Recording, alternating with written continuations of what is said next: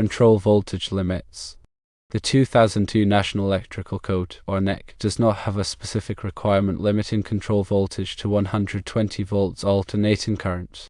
However, the NEC does recommend that control voltages not exceed 150 volts alternating current for personnel protection. Control circuit protection and grounding. If the control voltage exceeds 120 volts alternating current, the NEC requires that it be protected by a fuse or circuit breaker. The control circuit must also be grounded for personnel protection. Potential hazards with 460 volts control voltage.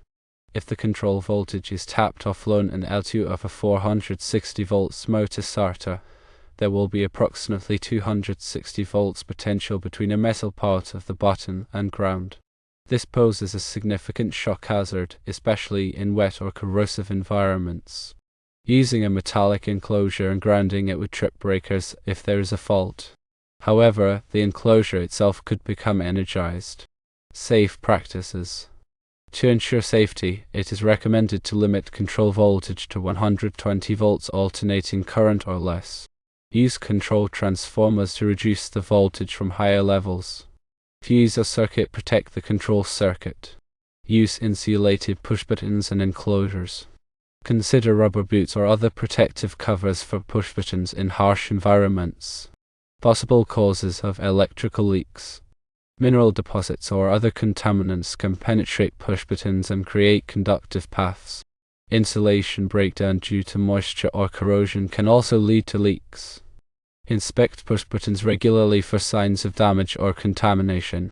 When dealing with electrical motor control systems in industrial plants, particularly start-stop stations, several critical safety and code considerations must be taken into account. A common practice involves tapping the control voltage offload and L2 of the motor starter, which, if the starter coil is 460 volts, can introduce significant risks. It's essential to understand the relevant electrical codes, potential hazards, and best practices to mitigate these risks and ensure a safe working environment. Firstly, let's address control voltage limits. While the NEC does not explicitly mandate that control voltage be limited to a maximum of 120 volts alternating current, it is a widely recommended safety practice. The NEC suggests that control voltages should not exceed 150 volts alternating current for personnel protection. This recommendation is based on the increased risk of electric shock associated with higher voltages. Using a lower control voltage, such as 120 volts alternating current, significantly reduces the severity of potential shocks and enhances overall safety. Secondly, control circuit protection and grounding are critical components of a safe motor control system. If the control voltage exceeds 120 volts alternating current, the NEC mandates that the circuit be protected by a fuse or a circuit breaker. This protection device is designed to interrupt the circuit in the event of a fault, such as a short circuit or overload, thereby preventing damage to equipment and reducing the risk of electrical shock. Grounding the control circuit is equally important. Grounding provides a low impedance path for fault currents, allowing the overcurrent protection device to quickly trip and de-energize the circuit.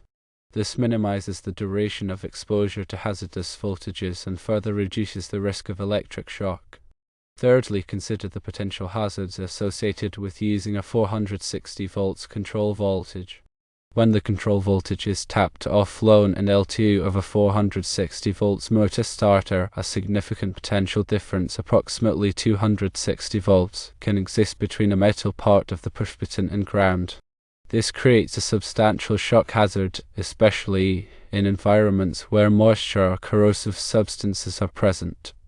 In wet or damp conditions, the risk of electric shock is greatly increased, as water reduces the skin's resistance and allows current to flow more easily through the body. Similarly, corrosive environments can degrade insulation materials, increasing the likelihood of electrical leaks and shorts. Using a metallic enclosure and grounding it might seem like a solution to trip breakers in case of a fault. However, this approach has its own drawbacks.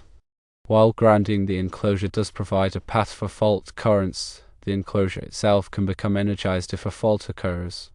This means that anyone touching the enclosure could be exposed to a hazardous voltage. In such cases, proper insulation and isolation are essential to prevent accidental contact with energized parts. Now, let's examine safe practices for motor control wiring. The primary recommendation is to limit control voltage to 120 volts alternating current or less. This can be achieved by using control transformers to step down the voltage from higher levels, such as 460 volts, to a safer level. Control transformers are specifically designed for this purpose and provide a reliable and efficient means of voltage reduction. Fusing or circuit protecting the control circuit is another essential safety measure. As mentioned earlier, overcurrent protection devices are designed to interrupt the circuit in the event of a fault. It is important to select the appropriate fuse or circuit breaker rating for the control circuit to ensure that it provides adequate protection without causing nuisance tripping. Using insulated push buttons and enclosures is also highly recommended. Insulated components help to prevent accidental contact with energized parts and reduce the risk of electric shock. Look for push buttons and enclosures that are specifically designed for industrial environments and are rated for the appropriate voltage and environmental conditions. In harsh environments, consider using rubber boots or other protective covers for push buttons. These covers provide an additional layer of protection against moisture, dust, and other contaminants that can compromise the integrity of the push button and increase the risk of electrical leaks. Now, let's explore the possible causes of electrical leaks in motor control systems. Mineral deposits and other contaminants can penetrate push buttons and create conductive paths. Over time, these deposits can accumulate on the contacts and other internal components of the push button, forming a bridge that allows current to flow where it shouldn't. This can lead to electrical leaks, shorts, and even complete failure of the push button. Insulation breakdown due to moisture or corrosion can also lead to leaks.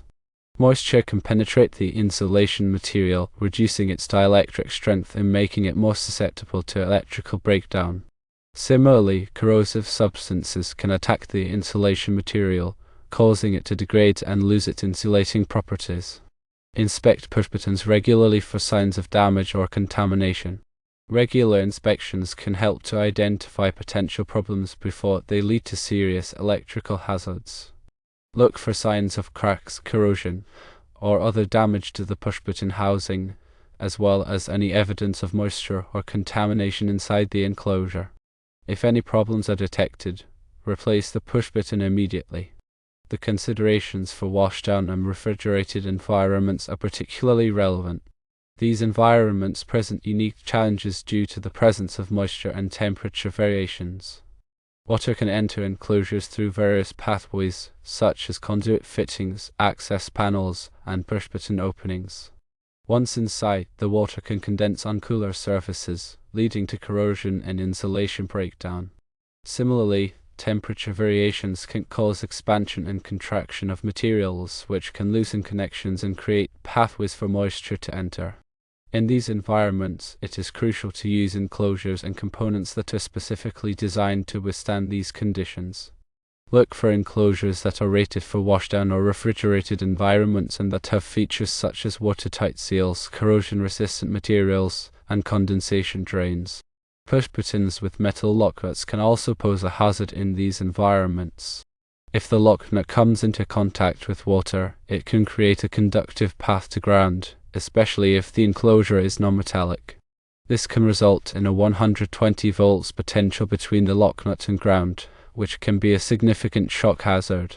To mitigate this risk, consider using push buttons with insulated lock nuts or providing additional insulation around the lock nut.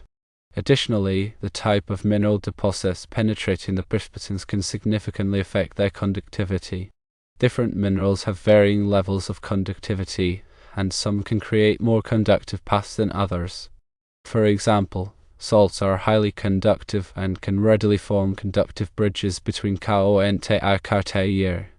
Other minerals, such as calcium carbonate or silica, are less conductive but can still contribute to electrical leaks over time.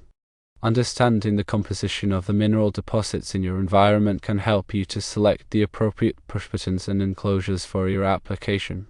In conclusion, while tapping off motor starter voltage for control may not be explicitly prohibited by the NEC, it is not a safe practice and should be avoided. It is best to maintain control voltage at 120 volts alternating current or less, use fused or circuit-protected control circuits, and implement proper grounding and insulation measures to prevent shocks and electrical hazards. Regular inspections and maintenance are also essential to ensure the continued safety of your motor control systems. By following these recommendations, you can create a safer working environment for yourself and your colleagues.